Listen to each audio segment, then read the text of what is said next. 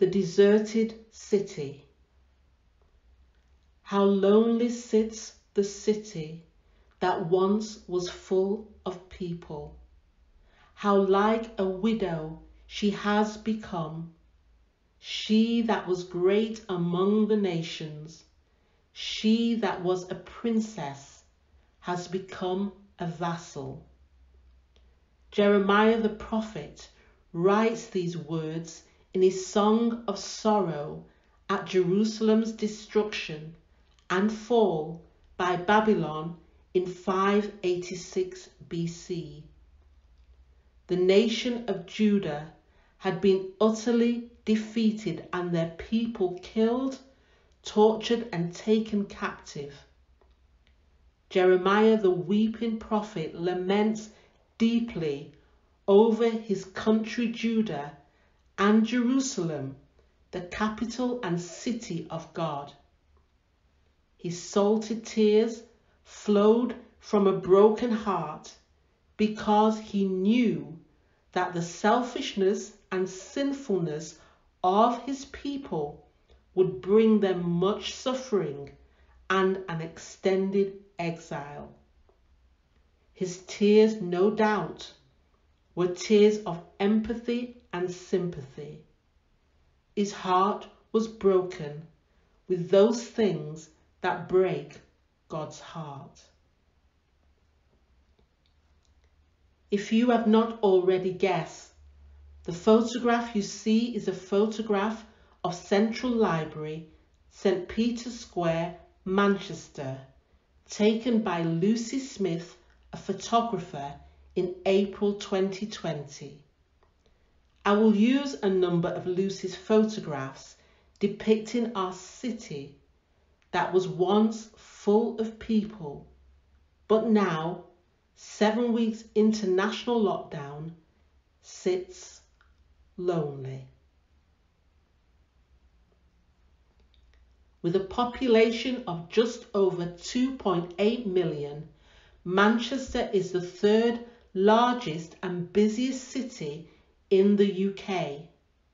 It is the third most visited city by foreign visitors after London and Edinburgh, and the home of 2 top football clubs in the country who between them have won more English domestic trophies than any other. Yet what is success? Is it achieving goals, acquiring prestige or wealth and power? Shortly before Judah's destruction and the nation's exile, it enjoyed a period of great prosperity. Judah's territory was enlarged and there seemed to be no shortage of money for grand new building projects. But with King Josiah dead and his reforms replaced with foreign religious and pagan influences, the stage was set for significant change in Jerusalem's history and the destruction of its temple.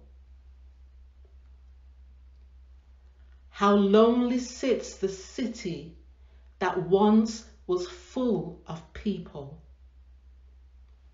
How like a widow she has become, she that was great among the nations, she that was a princess has become a vassal.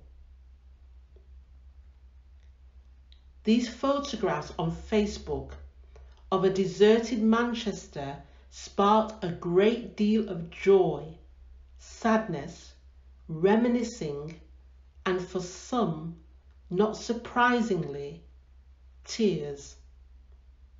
Someone writes, "I miss this place so much." Another writes, "We're missing the trees."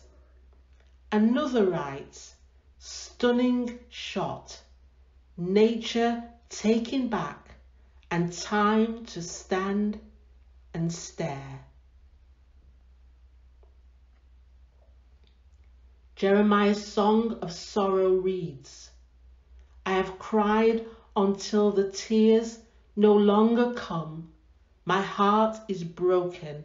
My spirit is poured out in agony as I see the desperate plight of my people. Sorrow does not mean we lack faith or strength. There is nothing wrong with crying. We too should be deeply moved when we see various threats to our society. It may not be as obvious as an invading enemy army, but the destruction is just as certain. Many elders, priests, prophets, and people of Judah were exiled to Babylon for 70 years. Jeremiah predicted Jerusalem's ruin. However, he also predicted that there would be a bright future for his people. He was confident that God's promises could not be overthrown by earthly power. Even while Jerusalem was under attack, Jeremiah purchased a piece of land in his native village as an expression of his confidence in Jerusalem for the future. Jeremiah saw beyond and through the disaster and destruction to a new and better relationship that God would establish with humankind. Jeremiah writes a letter to the captives in Babylon, encouraging them to move ahead with their lives and to pray for the nation that has enslaved them, and work for the peace and the prosperity of the city where I sent you into exile. Pray to the Lord for it, for its welfare will determine your welfare. Hope, life cannot grind to a halt during troubled times. On Sunday, our Prime Minister outlined the roadmap to reopening society and our cities between now and July 2020. This evil pandemic has caused immense suffering and a tragic death toll. In distressing times, when we are rightly scared for our health, families, communities, and livelihoods, we must still adjust and keep moving. We are limited to what we can do to combat this threat. But what we can do is pray without ceasing. We may find this difficult, but that is when our prayers are most effective and needed. Cities are places where culture is formed, and therefore they have always been an important role in the purposes of God. When we enter troubled times or sudden change, pray diligently so the river of influence will transform our city and so transform our culture. Like Jeremiah, never give up because of cascading fears and uncertainty. Current events have made me and others dwell on this popular saying, "This too shall pass." I googled it to find out where the phrase came from, and I got mixed results. It does seem, however, to have originated as a Persian proverb invented by wise men for an Eastern monarch. The proverb was to be a sentence forever in view, and which should be true and appropriate in all times and situations. The wise men presented these words to the Eastern monarch, and I say it to you today, and this too shall pass away. Lord, thank you for the power of your presence in our city.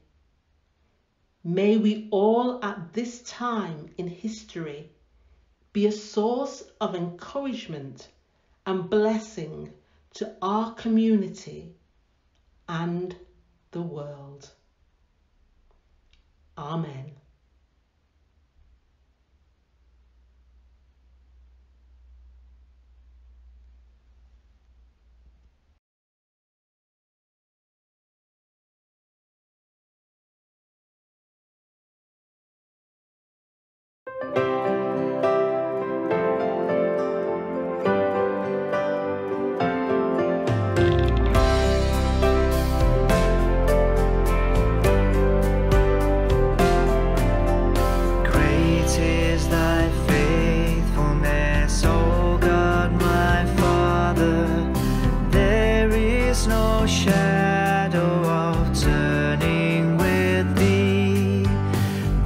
Changest not, thy compassions they fail not.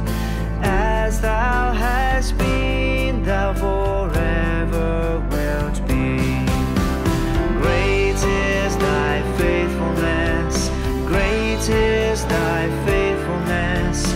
Morning by morning new mercies I see.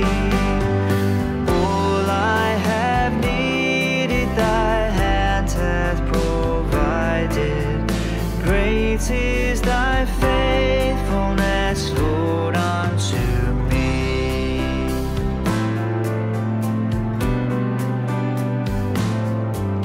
Summer and winter and springtime and harvest, sun, moon, and stars in their courses above, join with all nature in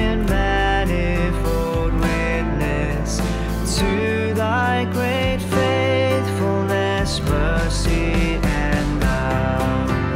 Great is thy faithfulness, great is